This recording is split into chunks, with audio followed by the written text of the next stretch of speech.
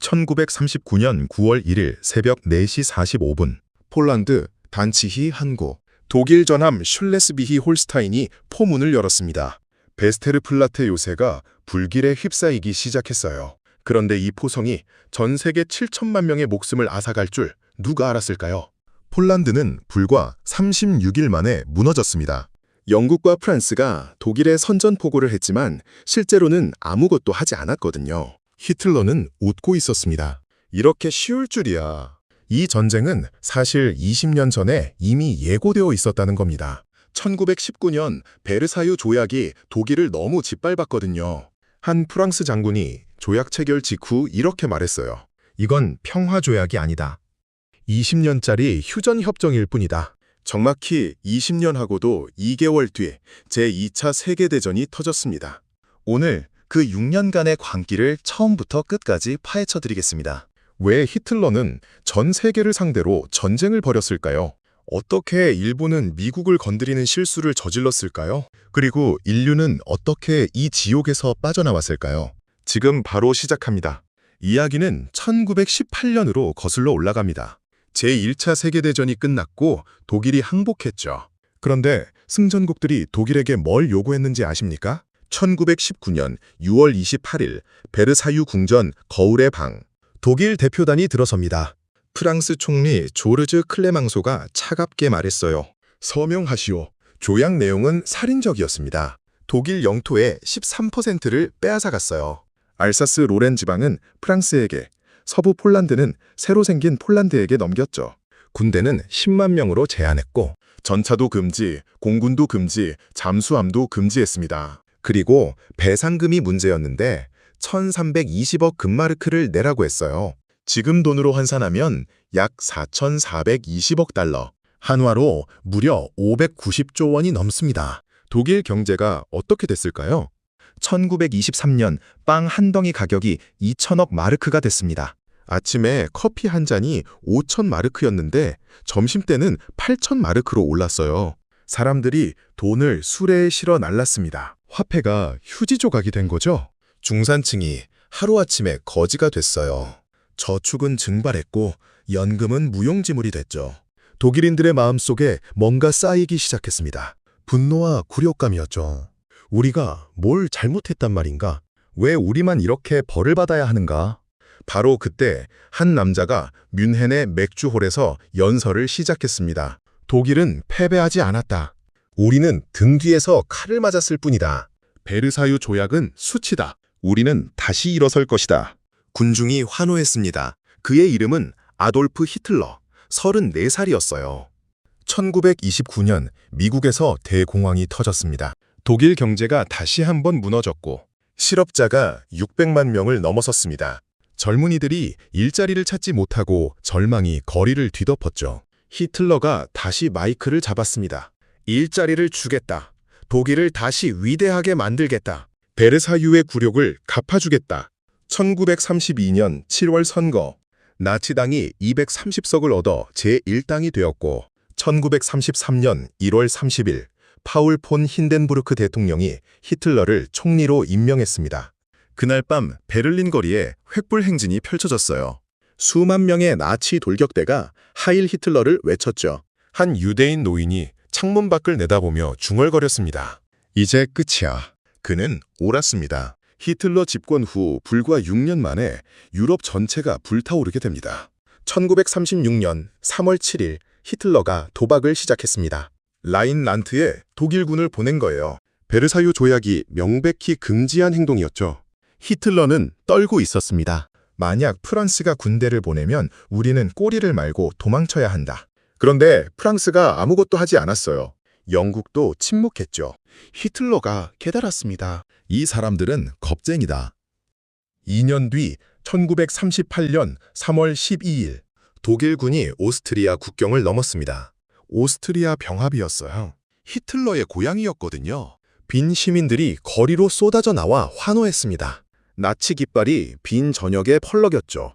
유럽은 또 침묵했습니다. 그러자 히틀러의 입맛이 돌기 시작했어요. 6개월 뒤 체코슬로바키아의 주데텐란트 지역을 요구했습니다. 독일인들이 사는 곳은 독일 땅이다. 영국 총리 네빌 체인벌린이 뮌헨으로 날아가 히틀러와 협상을 벌였습니다.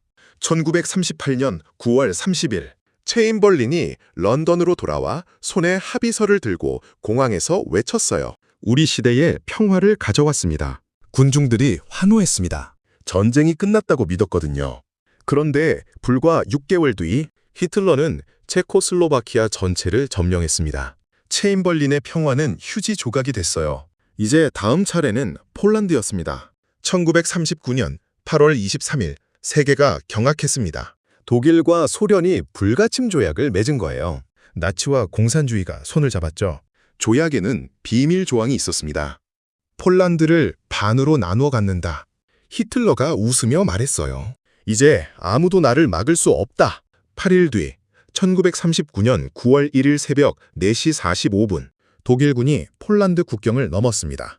150만 명의 병력이었어요. 2,500대의 전차가 땅을 흔들었죠. 전격전이었습니다. 블리츠크리크, 번개처럼 빠른 공격이었거든요. 폴란드군은 용감했지만 구식이었어요. 기병대가 전차에 맞섰습니다. 말을 탄 군인들이 기관총 앞에서 쓰러졌죠. 9월 17일 소련군이 동쪽에서 폴란드를 쳤습니다. 폴란드는 양쪽에서 짓눌렸고 9월 27일 바르샤바가 36일 만에 함락됐습니다. 한 폴란드 장교가 칼을 땅에 꽂으며 말했습니다. 우리는 끝났다. 하지만 전쟁은 이제 시작이었습니다. 영국과 프랑스가 독일에 선전포고를 했거든요. 제2차 세계대전이 공식적으로 시작된 겁니다. 히틀러는 개의치 않았고 다음 목표를 바라보고 있었죠. 프랑스였습니다. 1940년 5월 10일 새벽 독일군이 움직였습니다. 목표는 프랑스였어요. 하지만 정면으로 가지 않았죠. 벨기에와 네덜란드를 통과한 겁니다. 네덜란드는 5일 만에 항복했어요. 로테르담이 폭격으로 잿더미가 됐거든요. 벨기에는 18일을 버텼습니다. 그런데 진짜 충격은 따로 있었어요.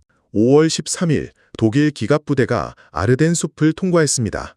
프랑스군은 믿을 수 없었죠. 전차가 저 울창한 숲을 어떻게 통과한다는 거야?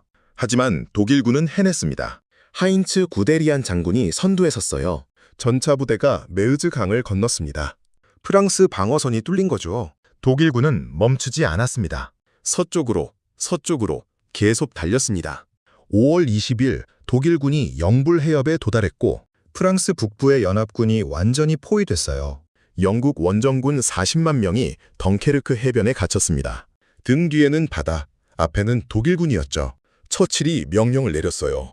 다이나모 작전을 실시하라. 5월 26일부터 6월 4일까지 영국의 모든 배가 덩케르크로 항했습니다.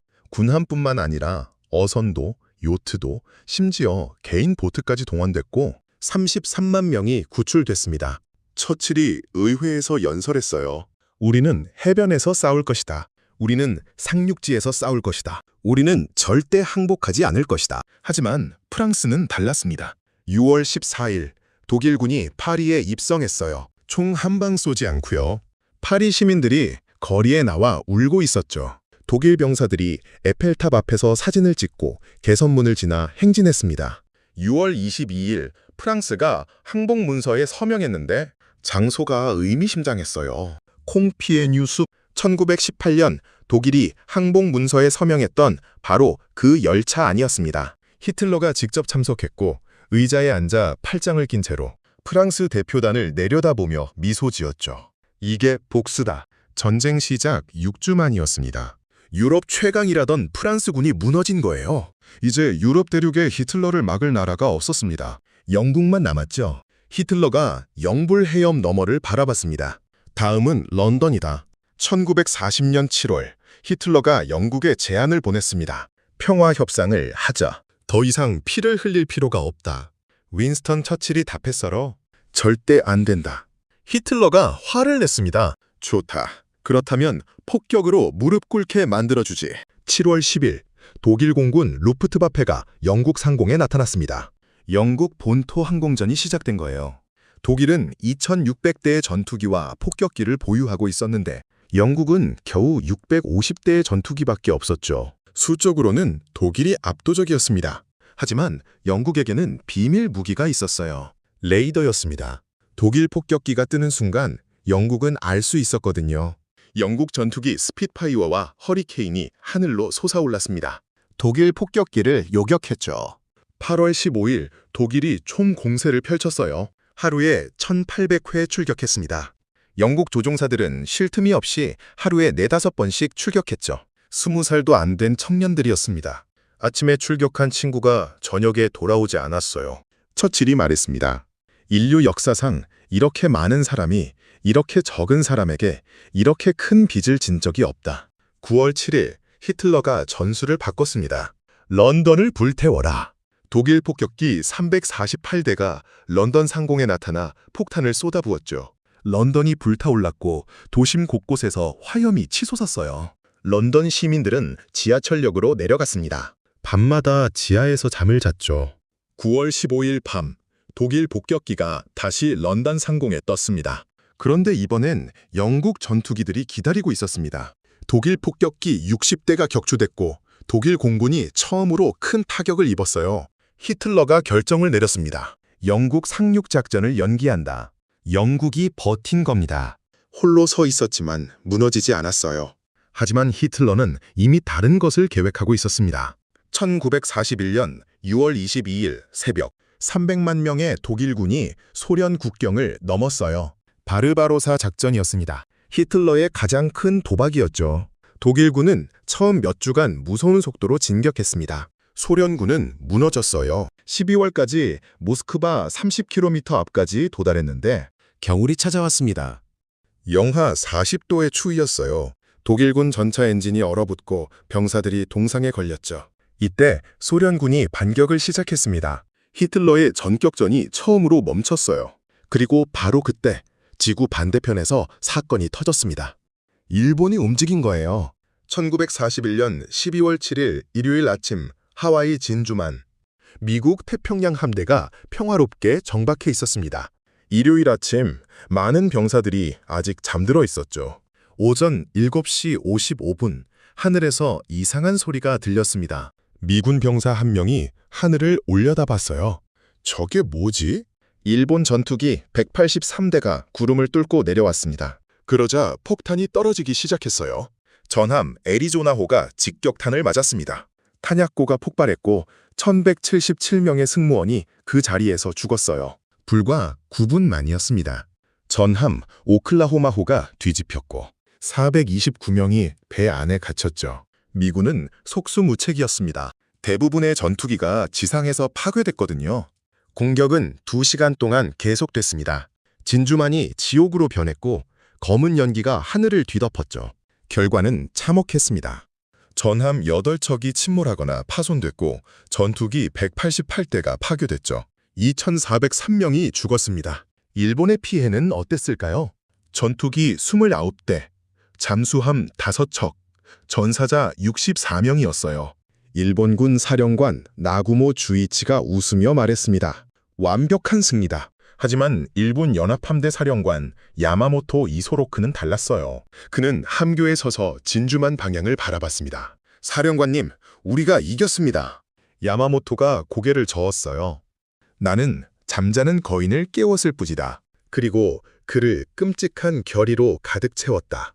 다음 날 미국 대통령 프랭클린 루즈벨트가 의회 앞에 섰습니다. 어제 1941년 12월 7일 치욕의 날로 영원히 기억될 날.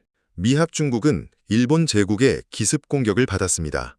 의회는 만장일치로 일본에 선전포고를 했어요. 3일 뒤 독일과 이탈리아가 미국에 선전포고를 했습니다. 전쟁이 완전히 세계적으로 확대된 겁니다. 유럽 전선과 태평양 전선 2개의 거대한 전쟁터가 만들어졌어요. 미국의 공장이 24시간 가동됐고 전차와 전투기, 전함을 쏟아냈습니다. 1942년 미국은 한 달에 전투기 5,000대를 생산했죠. 야마모토의 예언이 맞아떨어지고 있었어요. 잠자던 거인이 깨어나 분노하고 있었습니다. 1942년 여름 히틀러의 눈이 한 도시에 고정됐습니다. 스탈린그라드였어요. 스탈린의 이름을 딴 도시였죠. 히틀러가 말했습니다. 저 도시를 점령하면 스탈린의 자존심을 짓밟는 것이다. 8월 23일 독일 제6군이 스탈린그라드를 공격했습니다. 프리드리히 파울루스 장군이 이끄는 30만 대군이었어요. 독일 공군이 도시를 폭격했죠. 스탈린그라드가 불타올랐고 4만 명의 민간인이 죽었어요. 소련군 사령관 바실리 추이코프가 명령을 내렸습니다. 한 발짝도 물러서지 마라. 볼가강 너머에는 우리의 땅이 없다. 싸움은 거리에서, 건물에서, 심지어 하수도에서도 벌어졌어요. 독일군이 건물 1층을 점령하면 소련군이 2층에서 수류탄을 던졌습니다. 독일군이 아침에 점령한 공장을 소련군이 밤에 되찾았어요. 한 건물을 두고 열흘씩 싸웠습니다. 거리 이름이 바뀌었어요. 기관총 거리, 박격포 골목이라고 불렸죠. 겨울이 다가왔습니다. 11월 19일 소련군이 반격을 시작했어요. 게오르기 주코프 장군이 계획한 작전이었습니다. 거대한 집계 작전이었죠. 소련군이 독일군을 남북에서 포위하자 11월 23일 독일 제6군 30만 명이 완전히 포위됐습니다. 파울루스가 히틀러에게 보고했어요. 총통각하, 탈출해야 합니다. 히틀러가 명령했습니다. 절대 물러서지 마라. 끝까지 싸워라. 독일군에게 보급품이 떨어지기 시작했어요. 식량도, 탄약도, 연료도 없었죠. 12월 영하 30도의 추위가 몰아쳤습니다. 독일 병사들이 얼어 죽기 시작했어요. 하루에 수백 명씩 동사했죠. 말고기를 먹었습니다. 말이 다 떨어지자 쥐를 잡아먹었어요. 1943년 1월 소련군이 최후 공격을 시작했고 2월 2일 파울루스가 항복했습니다. 30만 명 중 생존자는 9만 명뿐이었는데 그나마도 대부분 부상자였죠. 히틀러가 집무실에서 지도를 찢었습니다. 어떻게 이럴 수가 있나. 스탈린그라드는 전쟁의 전환점이 됐어요.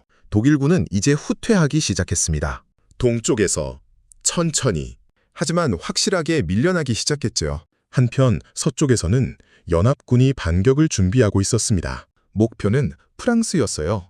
1944년 6월 5일 밤 영국 남부 해안 15만 6천 명의 연합군 병사들이 배에 올랐습니다. 목적지는 프랑스 노르망디. 최고사령관 드와이트 아이젠하워가 병사들 앞에 섰습니다. 손이 떨리고 있었죠.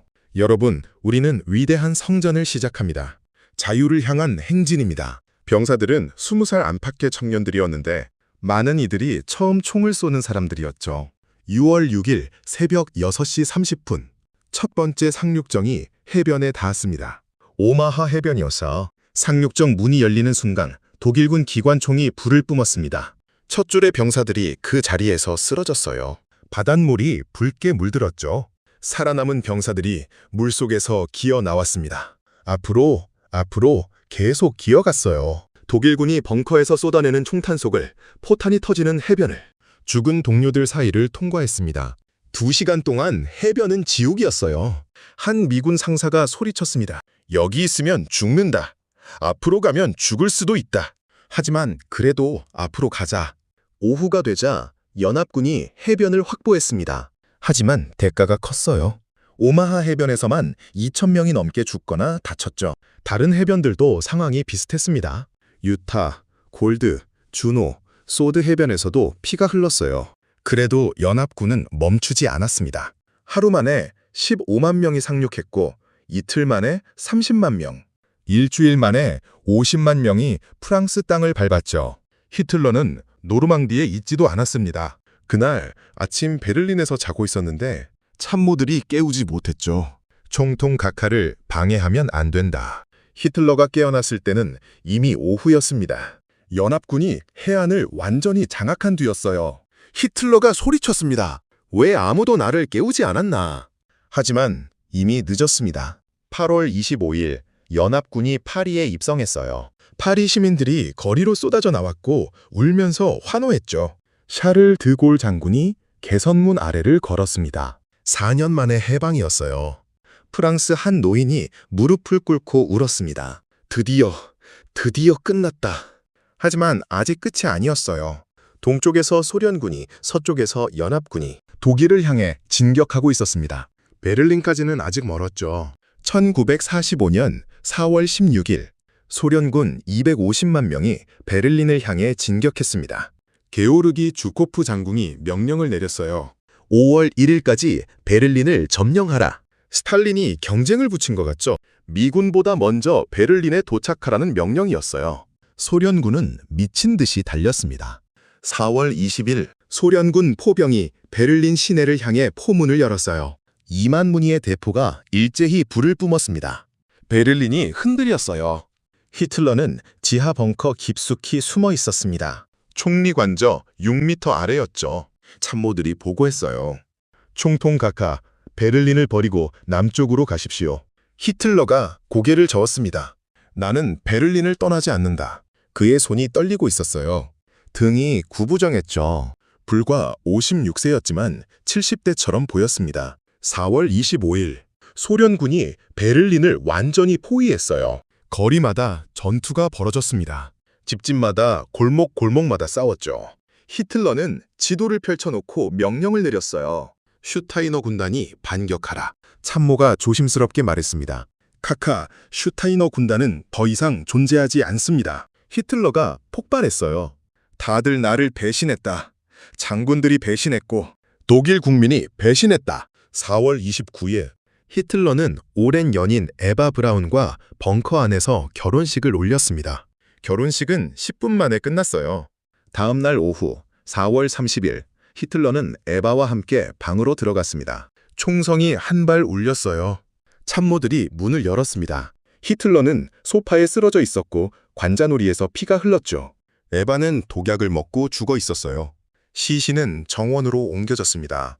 휘발유를 뿌리고 불을 질렀죠. 히틀러의 12년 제국이 이렇게 끝났습니다. 5월 2일 베를린이 함락되자 소련군 병사들이 국회의사당 건물 위에 붉은 깃발을 꽂았고 5월 7일 독일이 무조건 항복 문서에 서명했어요. 5월 8일 자정 유럽 전역에서 교회 종이 울렸습니다. 런던에서는 사람들이 거리로 쏟아져 나왔어요. 파리에서는 샴페인병이 터졌죠. 모스크바에서는 축포가 올랐습니다. 유럽의 전쟁이 끝난 겁니다. 하지만 아직 전쟁은 완전히 끝나지 않았어요. 태평양에서는 일본이 여전히 싸우고 있었거든요. 그리고 미국은 인류 역사상 가장 무서운 무기를 준비하고 있었습니다. 1945년 7월 16일 미국 뉴멕시코주 사막. 과학자들이 철탑 아래에 서 있었습니다. 로버트 오펜하이머가 초침을 바라봤어요. 새벽 5시 29분 45초 섬광이 터졌습니다. 태양보다 밝은 빛이 사막을 삼켰고 10초 뒤 충격파가 밀려왔죠. 인류 최초의 핵실험이었습니다. 오펜하이머가 중얼거렸어요. 나는 죽음이요 세계의 파괴자가 되었도다. 해리 트루먼 대통령이 보고를 받았습니다. 성공했습니다. 트루먼이 결정을 내렸어요. 일본에 사용하라. 8월 6일 오전 8시 15분 히로시마 상공. B-29 폭격기 에놀라 K가 날고 있었습니다. 조종사는 폴 티베츠 대령이었어요. 폭탄 투하.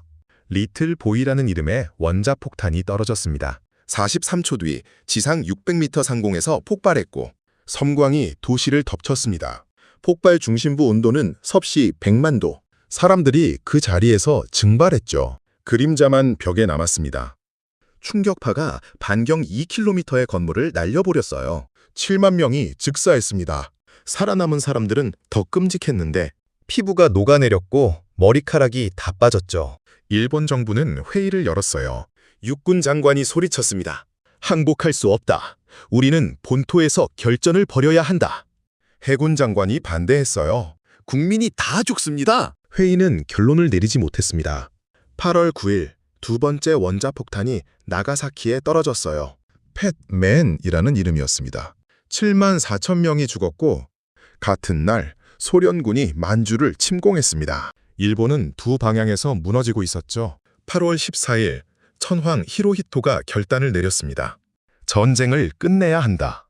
국민을 더 이상 고통받게 할 수 없다. 육군 장교들이 반발했고 천황의 녹음 방송을 막으려고 궁궐을 습격했는데 결국 실패했습니다. 8월 15일 정오 라디오에서 천황의 목소리가 흘러나왔어요. 짐은 제국 정부로 하여금 연합국의 항복을 통곡해 하였노라. 일본 국민들이 거리에 주저앉아 울었습니다. 천황의 목소리를 들은 건 처음이었거든요. 9월 2일 도쿄만에 정박한 미주리함 가판. 일본 대표단이 항복 문서에 서명했습니다. 손이 떨리고 있었어요. 더글러스 메가더 장군이 선언했습니다. 이 문서로 전쟁은 끝났다. 6년간의 전쟁이 마침내 끝난 겁니다. 지금까지 제2차 세계대전의 시작과 끝을 살펴봤습니다. 1939년 9월 1일부터 1945년 9월 2일까지 정확히 6년간의 광기였어요. 7천만 명이 죽었습니다. 소련에서만 2,700만 명이 죽었어요. 폴란드는 인구의 17%를 잃었죠. 중국에서는 2천만 명이 넘게 희생됐습니다. 민간인 사망자가 군인보다 많았어요. 이건 단순한 전쟁이 아니었습니다. 인류 전체에 대한 공격이었죠. 베르사유 조약이 복수를 낳았고, 복수가 전쟁을 불렀고, 전쟁이 세계를 집어삼켰습니다. 전쟁이 끝나고 세계는 완전히 바뀌었어요. 독일은 동서로 쪼개졌습니다. 유럽은 미국과 소련의 각축장이 됐죠. 냉전이 시작된 겁니다. 다시는 이런 전쟁을 겪지 말자. 유엔이 창설되었고 핵무기가 등장했어요. 인류는 스스로를 멸망시킬 수 있는 힘을 갖게 됐죠. 역사는 결국 하나를 말해줍니다. 굴욕과 복수의 악순환은 파국으로 끝난다는 것을요. 1919년 베르사유에서 독일을 짓밟았던 승전국들은 20년 뒤 그 대가를 치렀습니다. 2026년 현재 세계 곳곳에서 여전히 갈등이 끓고 있어요. 영토 분쟁, 민족 갈등, 복수의 감정들이 쌓이고 있죠.